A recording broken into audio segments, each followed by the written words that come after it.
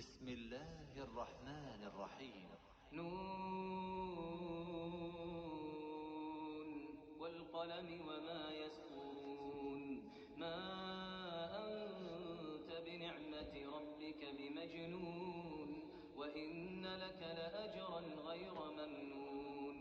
وإنك لعلى خلق عظيم. فستبصر ويبصرون بأيكم المفتون. إن ربك هو أعلم بمن ضل عن سبيله وهو أعلم بالمهتدين. فلا تطع المكذبين ودوا لو تدهن فيدهنون، ولا تطع كل حلاف مهين هماز مشاء بنميم مناع للخير معتد أثيم عتل بعد ذلك زنيم أن كان ذا مال وبنين إذا تتلى عليه آياتنا قال أساطير الأولين سنسمه على الخرطوم إنا بلوناهم كما بلونا أصحاب الجنة إذ أقسموا ليصرمنها مصبحين ولا يستثنون فطاف عليها طائف من ربك وهم نائمون فأصبحت كالصريم فتنادوا مصبحين أن اغدوا على حرثكم إن كنتم صارمين فانطلقوا وهم يتخافتون ألا يدخلنها اليوم عليكم مسكين وغدوا على حرد قادرين فلما رأوها قالوا إنا لضالون بل نحن محرومون قال أوسطهم ألم أقل لكم لولا تسبحون قالوا سبحان ربنا إنا كنا ظالمين فأقبل بعضهم على بعض يتلاومون قالوا يا ويلنا إنا كنا طاغين عسى ربنا أن يبدلنا خيرا منها إنا إلى ربنا راغبون كذلك العذاب ولعذاب الآخرة أكبر لو كانوا يعلمون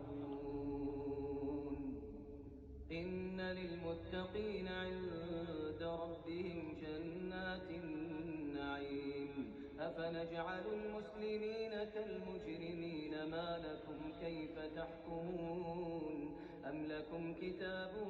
فيه تدرسون إن لكم فيه لما تخيرون أم لكم أيمان علينا بالغة إلى يوم القيامة إن لكم لما تحكمون سلهم أيهم بذلك زعيم أم لهم شركاء فليأتوا بشركائهم إن كانوا صادقين يوم يكشف عن ساق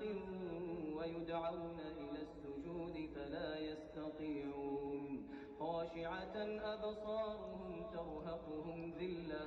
وقد كانوا يدعون إلى السجود وهم سالمون فذرني ومن يكذب بهذا الحديث سنستدرجهم من حيث لا يعلمون وأملي لهم إن كيدي متين أم تسألهم أجرا فهم من مغرم مثقلون أم عندهم الغيب فهم يكتبون فاصبر لحكم ربك ولا تكن كصاحب الحوت إذ نادى وهو مكظوم لولا أن تداركه نعمة من ربه لنبذ بالعراء وهو فاجتباه ربه فجعله من الصالحين وإن يكاد الذين كفروا ليزلقونك بأبصارهم لما سمعوا الذكر ويقولون إنه لمجنون وما هو إلا ذكر للعالمين.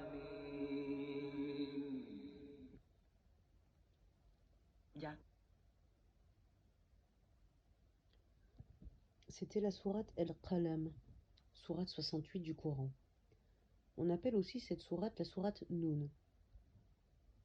La traduction exacte de cette sourate veut dire en français la plume, le kalam, Noun ou le kalam. Cette sourate a été révélée pendant la période mécoise, excepté les versets 17, les versets 17 à 33 et les versets 48 au verset 50, lesquels furent révélés à Médine. Cette sourate a été révélée juste après la sourate El-A'laq, donc c'est la deuxième sourate révélée du Coran.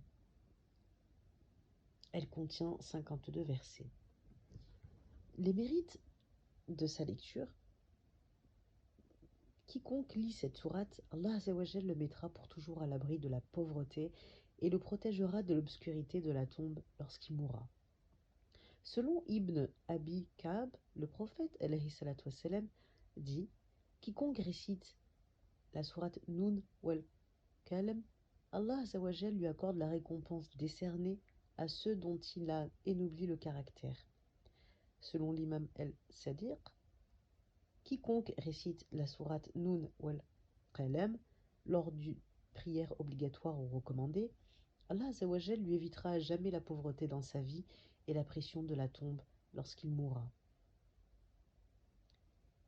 La signification de sa lecture pendant le rêve: quiconque se voit en train de la lire en rêve, Allah Azzawajal le gratifiera d'éloquence, de science et d'habileté. Et Allahu A'lam. On va regarder le contenu de la sourate, étudier un petit peu plus précisément son contenu. Dans la première partie de ce chapitre qui décrit les vilains traits de quelques figures typiques des détracteurs du prophète alayhi salatu wassalam, Allah Azzawajal demande à son messager alayhi salatu wassalam de ne pas prêter attention à ces derniers qui essayent de le rabaisser et de le faire douter du sérieux de sa mission et exaltent ses propres mérites et hautes qualités. Dans une seconde partie de cette sourate, Allah Azzawajal l'informe comment il les a soumis à une épreuve, c'est-à-dire la pénurie et la famine, semblable à celle des gens du jardin, dont la sourate nous relate le récit que nous aborderons plus loin. Dans une troisième partie de cette sourate, Allah Azzawajal tourne en ridicule les mécréants qui insinuaient que si le prophète alayhi salatu wassalam disait la vérité et qu'il existait une vie future, ils y seront mieux lotis que les musulmans lorsqu'ils le sont dans ce bas monde, en informant son messager alayhi salatu wassalam que le jour où les croyants auront pour récompense les 12 jardins du paradis, un traitement horrible atteindra en revanche les polythéistes. Et dans la dernière partie